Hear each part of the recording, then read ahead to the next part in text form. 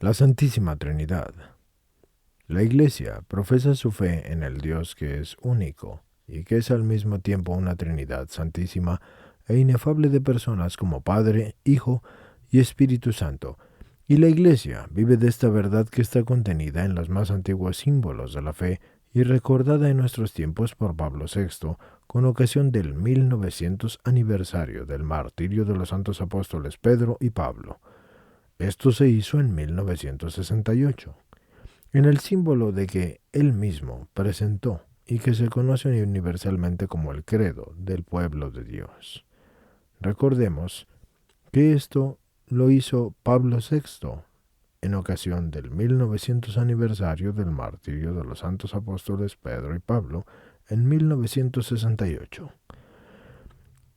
Solo el que se nos ha querido dar a conocer y que ha habitado y habita en una luz inaccesible y está en la primera de Timoteo 6:16, es en sí mismo por encima de todo nombre y de todas las cosas y de toda inteligencia creada. Ese puede darnos el conocimiento justo y pleno de sí mismo, revelándose como Padre, como Hijo y como Espíritu Santo, a cuya eterna vida nosotros estamos llamados por su gracia a participar aquí, abajo, en la oscuridad de la fe, y después de haber muerto, en la luz perpetua. Esto lo dice Pablo VI en el Credo. Dios, que para nosotros es incomprensible, ha querido revelarse a sí mismo, pero no solo como un único Creador y Padre omnipotente, sino también como Padre, Hijo y Espíritu Santo. En esta revelación la verdad sobre Dios, que es amor, se desvela en su fuente esencial, porque Dios es amor en la vida interior misma de una única divinidad, y este amor se revela como una inefable comunión de personas. Este misterio es el más profundo, el misterio de la vida íntima de Dios mismo, y nos lo ha revelado Jesucristo, Él, que está en el seno del Padre, y se le ha dado a conocer. Juan, del 1 al 18. Según el Evangelio de San Mateo, las últimas palabras con las que Jesucristo concluye su misión terrena después de la resurrección fueron dirigidas a los apóstoles diciendo: Vayan y enseñen a todas las gentes, y bautícenlas en el nombre del Padre, y del Hijo, y del Espíritu Santo. Mateo 28, versículo 18. Estas palabras inauguraban la misión de la Iglesia, indicándole su compromiso fundamental y constitutivo. La primera tarea de la Iglesia es enseñar y bautizar quiere decir sumergir. Por eso se bautiza con agua. En la vida trinitaria de Dios, Jesucristo encierra en estas últimas palabras todo lo que precedentemente había enseñado sobre Dios, sobre el Padre, sobre sí mismo como Hijo y sobre el Espíritu Santo. Efectivamente había anunciado desde el principio la verdad sobre el único Dios, en conformidad con la tradición de Israel, a la pregunta de ¿cuál es el primero de todos los mandamientos? A esa pregunta también Jesús ya había respondido al decir que el primero es: Escucha, oh Israel, el Señor, nuestro Dios, es el único Señor. Marcos 12:29. Y al mismo tiempo, Jesús se había dirigido constantemente a Dios como a su Padre, hasta asegurar que Él y el Padre son una sola cosa. Juan 10:30. Del mismo modo, había revelado también al Espíritu de la verdad, que es el Espíritu Santo que procede del Padre, y que aseguró que Él lo enviaría de parte del Padre. Juan 15:26. Las palabras sobre el bautismo, en nombre del Padre y del Hijo y del Espíritu Santo, confiadas por Jesús a los apóstoles al concluir su misión terrena, tienen un significado particular porque han consolidado la verdad sobre la Santísima Trinidad, poniéndola en la base de la vida sacramental de la Iglesia. La vida de la fe de todos los cristianos comienza en el bautismo con la inmersión en el misterio del Dios vivo, y lo prueban las cartas apostólicas y ante todo las de San Pablo.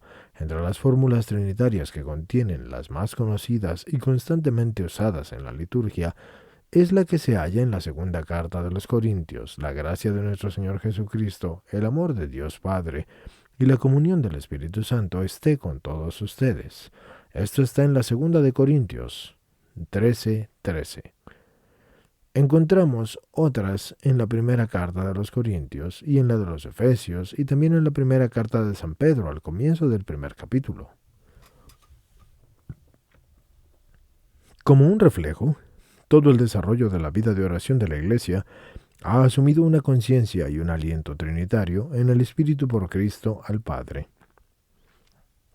De este modo, la fe en el único Dios y además trino entró desde el principio en la tradición de la vida de la Iglesia y de los cristianos. En consecuencia, toda la liturgia ha sido y es, por su esencia, trinitaria. En cuanto a qué es la expresión de la divina economía, hay que poner de relieve que a la comprensión de este supremo misterio a la Santísima Trinidad ha contribuido la fe en la redención, es decir, la fe en la obra salvífica de Cristo. Ella manifiesta la misión del Hijo y del Espíritu Santo, que en el seno de la Trinidad eterna proceden del Padre, revelando la economía trinitaria. Está presente esta en la redención y en la santificación. La Santa Trinidad se anuncia ante todo mediante la soteriología, es decir, mediante el conocimiento de la economía de la salvación.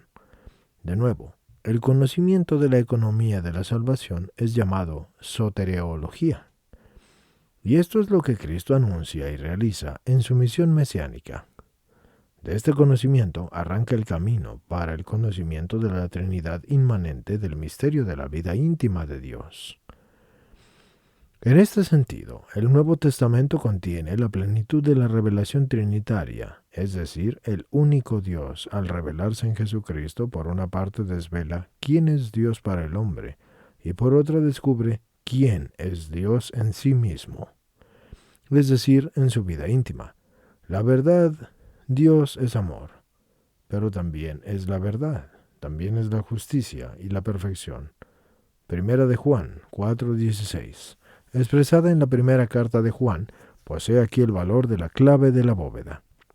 Si por medio de ésta se descubre quién es Dios para el hombre, entonces también se desvela también, en cuanto es posible que la mente humana así lo capte y en nuestras propias palabras así lo expresen, quién es Dios en sí mismo. Él es una unidad, es decir, es comunión del Padre, del Hijo y del Espíritu Santo. El Antiguo Testamento no reveló esta verdad de un modo explícito, pero la preparó, mostrando la paternidad de Dios en la alianza con el pueblo y manifestando su acción en el mundo con la sabiduría y la palabra y el Espíritu Santo. Sabiduría 7, versículos 22 al 30 y 12 también. Y Proverbios 8, versículos 22 al 30 y Salmos 32, versículos 4 al 6 y 147, versículo 15 e Isaías 55, versículo 11 y parte 11, versículo 2 y Sirásida 48, versículo 12.